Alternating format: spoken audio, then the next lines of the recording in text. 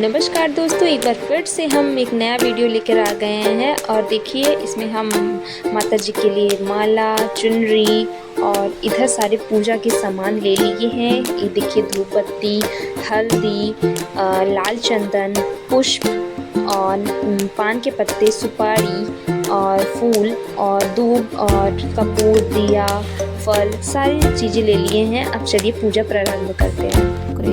चौकी पर लाल या पीला वस्त्र बिछा लें और इस तरीके से उस पर माता की कोई प्रतिमा या तस्वीर विराजमान करें। तो देखिए मैंने यहाँ पर एक चौकी के ऊपर लाल वस्त्र बिछा करके वहाँ पर माता की तस्वीर विराजमान करके उसके ऊपर माला अर्पित कर दी है और साइड में मैंने ज्वारे रोप दिए हैं। माता शाकंभरी का रूप होते हैं ज्वारे, तो अवश्य रूप से रोपने चाहिए। अगर आप संभव है आपके लिए तो ज़रूर रोपें। और इस प्रकार से देखिए मैंने अष्टदल कमल का निर्माण कर लिया है। अपनी सुविधा के अनुसार आप जैसा चाहे वैसा अष्टदल कमल अवश्य रूप से बना लें, नहीं तो किसी प्लेट में चावल भर करके भी आप रख सकते हैं थोड़ा सा। देखिए अब हम कलश की स्थापना करेंगे। कलश के गले में मौली बांध दें, उसके ऊपर स्वास्तिक बना लें। कलश में आप पीतल का ले रही हूँ, आप तांबे का भी ले सकते हैं। इसके बाद में हमने गंगा जल डाला है और उसके अंदर थोड़ा सा जल डाल दिया। देखिए जल हमें कंठ तक भरना चाहिए। उसके अंदर हम सिक्का, सुपारी, लौंग, इलायची, हल्दी की गांठ, दूर्वा, अक्षत, रोली और इस तरीके से देखिए हल्दी, कुमकुम आदि सारी चीज़ें इसमें डाल देंगे। और मीठे के रूप में मैंने थोड़ा बताशा डाल दिया है।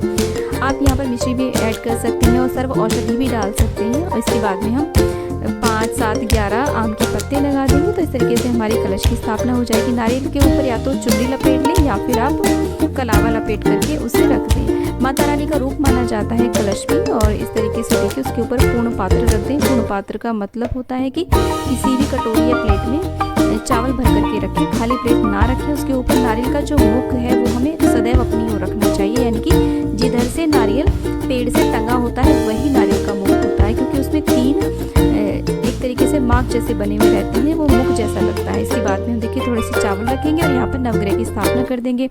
मेरे पास नवग्रह यंत्र है तो मैं इनकी स्थापना करी, नहीं तो आप चावल से भी नवग्रह बना सकते हैं। उसके बाद में हम गौरी गणेश की स्थापना कर देंगे थोड़े से चावल रख करके।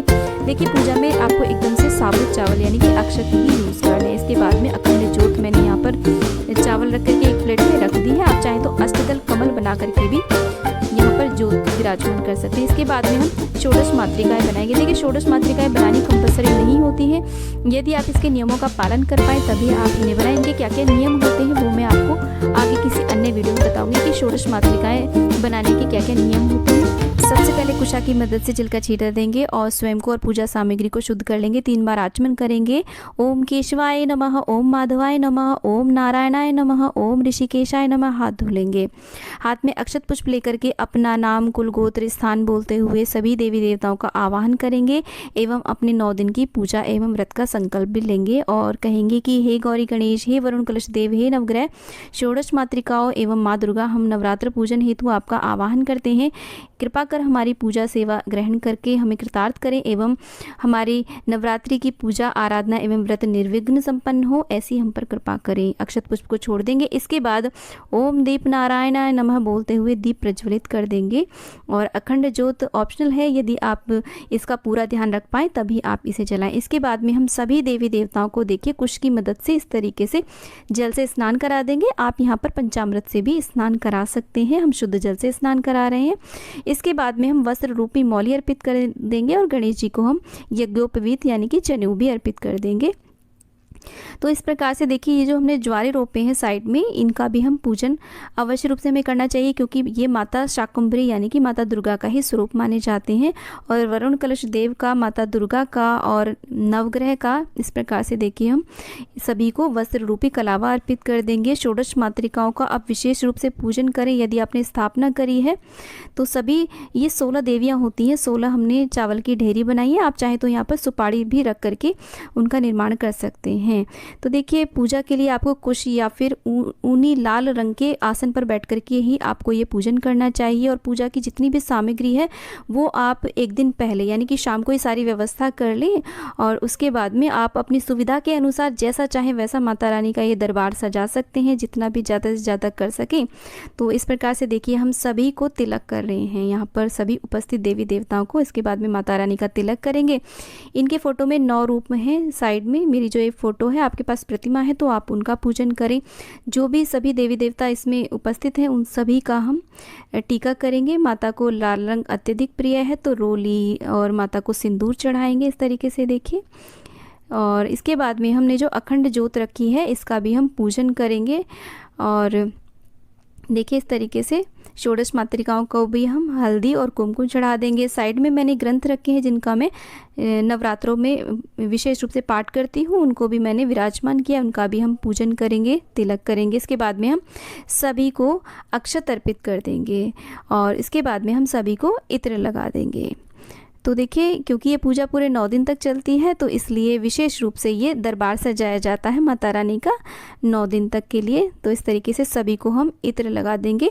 इसके बाद में हम गणेश जी को गुड़हल का पुष्प अत्यधिक प्रिय होता है और दूर्वा अर्पित कर देंगे। माता गौरी को लाल पुष्प अर्पित करेंगे। नवग्रह को भी हम इस प्रकार से देखिए पुष्प अर्पित कर देंगे।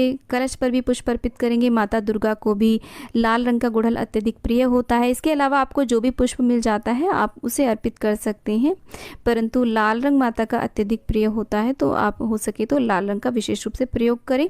तो देखिए मैं सभी का पूरे विधि विधान से पूजन कर रही हूँ। इसके बाद में आप धूप दीप दिखा दें सभी देवी देवताओं को इस तरीके से। देखिए आप चाहें तो यहाँ पर कपूर की भी आरती कर सकते हैं और मैं सुबह शाम डेली जो पंच दीपिका होती है उससे आरती उतारती हूँ माता रानी की। इस तरीके से आरती आपको जो भी आती है वो आप आरती करें, गणेश जी की आरती करें। इसके बाद में देखिए हम जो भी नैवेद्य होता है वो अर्पित कर देंगे। माता को हम पंचमेवा का भोग प्रसाद अर्पित कर रहे हैं। इसके बाद में मिश्री अर्पित कर रहे हैं और माता रानी को जो विशेष रूप से भोग लगता है वो लगता है लौंग और बताशे का। और इसके बाद में जो भी फल उपलब्ध हो आपके पास उसका आप माता रानी को भोग अर्पित करें। जो भी भोग सामग्री आपने घर में बनाई हो, फलाहारी व्रत होते हैं ये, तो जो भी फलाहार बनाया हो वो आप अर्पित करें। इसके बाद में हम जल का भोग लगा देंगे माता को। तो इसके बाद में हम माता रानी की आरती करेंगे। तो इस प्रकार से आप नवरात्रों के प्रथम दिन माता रानी की स्थापना करके आप इस प्रकार से प्रथम दिन पूजन कर सकते हैं और इसी प्रकार से आप नेक्स्ट डे भी पूजन कर सकते हैं।